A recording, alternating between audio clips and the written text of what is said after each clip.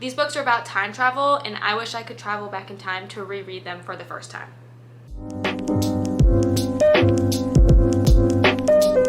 Hey, what's up you guys? It's Avery and welcome back to my channel. For those of you who have never been here before, welcome. Glad you made it. I hope you guys are doing well. It's been about a week since I uploaded, so don't hate me. I'm sorry. I just needed a little break, and so I took one, but now I'm back.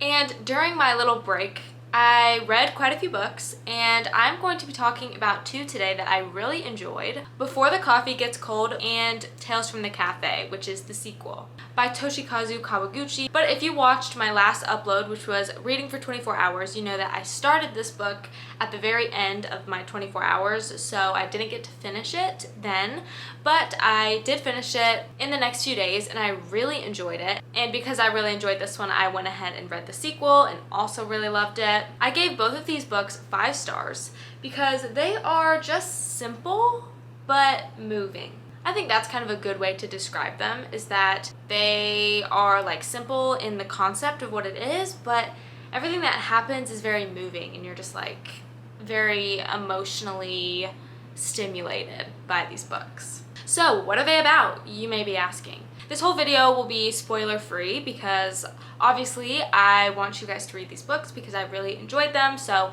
I don't want to give anything away, so don't worry about that. This book is about a cafe set in a kind of like off an alley in Tokyo. It's like a basement cafe, and you go down and there's an urban legend there that you can travel back in time in this cafe. It is true, and this story follows the people who own and work in the cafe, as well as different sets of characters that come in and what their reasoning is for traveling back in time, who they want to go speak to, and kind of what they want to do when they go back in time. There are these specific rules that you have to follow if you want to travel back in time. None of these rules are spoilers because they're talked about within the first like 10 pages of the book. The first one is that you can only meet somebody who has been to the same cafe, because there is one chair in the entire cafe that allows you to travel back in time, and you can't move from the chair while you're back in time. So if you want to see somebody, you basically have to see someone who has been to the cafe, because you can't move from the chair while you're back in time. Another one of the rules, which was kind of surprising to me, and I was like, oh wow, that's interesting, is that nothing that you do in the past will change the present. So a lot of people who go to this cafe to go back in time, when they figure that out, they're like, oh, they end up not going and not wanting to go because they feel like there's no reason, because they can't change anything about their present situation. So that was something really interesting, is that you see people go back in time and you figure out the reasons why they want to go back and who they want to talk to, especially knowing that like nothing they do is going to change the present. The last rule is you have to return to the present before the coffee gets cold. I think my favorite part of this book is the fact that it's very like character and relationship based, because you are just getting insights into these different characters' relationships with certain people, and then just seeing people's love for each other and the regrets about things that they never did or didn't say. So both of these books are pretty short. They're like 250, 275 pages, and there's 4 chapters in each one, and each one focuses on a different set of people. So the chapters in the first book are called The Lovers, Husband and Wife, The Sisters, Mother and Child. So each chapter focuses on one set of people in a relationship. The book is very heartbreaking. I think each chapter in the first book made me tear up.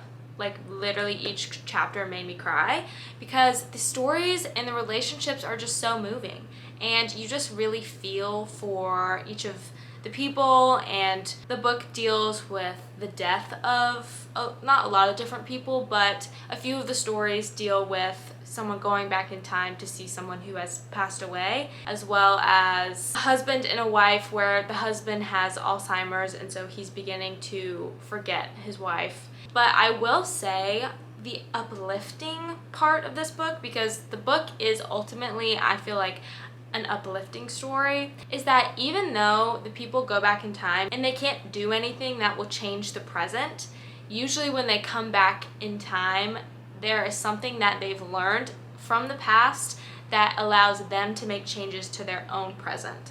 So I really like that because a lot of the stories focus on kind of moving on and changing your life for the better, and they go to the past in order to be able to do that. So I just think that overall there's like really great themes of not focusing so much on your regrets and on the things that you wish would have gone differently in your life, and to just start anew, start fresh, and go ahead and like make the changes in your life that you can make right now in order to continue to be happy. So I think that's what I really liked about the book, is that there are a lot of sad moments, but at the end it is the starting over of these people and kind of like a rebirth after they go to the past to meet with someone that they love. I also really like the book because it's very simple prose, it's easy to read, but it's just also very like impactful, very hard-hitting, and I just really recommend both of these books. I honestly don't think I can say that I liked one more than the other.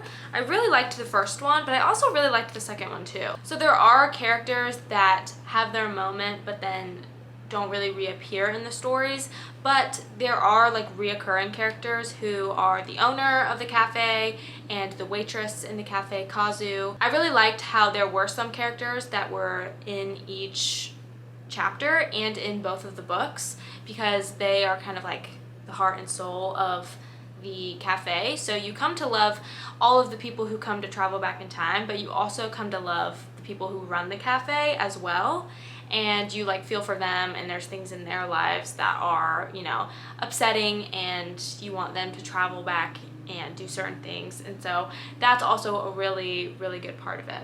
Overall, I would just say that this book gives good vibes. Like, I really enjoy the descriptions of the cafe. It's like a simple cafe, but it just gives like autumn vibes and cozy vibes. So I did read it in the middle of the summer, but that's fine. You can read it whenever. I do think it might be like a fun thing to add to your winter or your autumn TBR if you plan that far in advance. If you like books that are about relationships and about characters, then this is definitely the book for you. Plot is not really like a thing in this book. Like, each chapter has its own plot, but it's really about the people, and that's what I enjoyed about it the most. So I would definitely recommend Before the Coffee Gets Cold and Tales from the Cafe by Toshikazu Kawaguchi, because I really loved both of these books, and they both just like made me happy and sad at the same time, you know? I'm also super excited because a third book is being released at the end of this year. I really loved these two, and I'm sure I'm going to love that one as well. Thanks for watching this video. I know it was kind of short and sweet, but I haven't really done like a short review video like this before, and I think that they're kind of like nice little ways to shout out some books that I've been reading recently. Thank you for watching this video. I hope that you enjoyed. If you did, make sure to give it a thumbs up because that really helps out my channel, so I would really appreciate it. Leave a comment down below saying what you would go back in time to do if you could. If you could only go back and visit somebody and speak with them for about 15 minutes, who would you choose and why would you go back? Don't forget to subscribe if you want to see more videos from me in the future, and I will see you in my next video. Bye.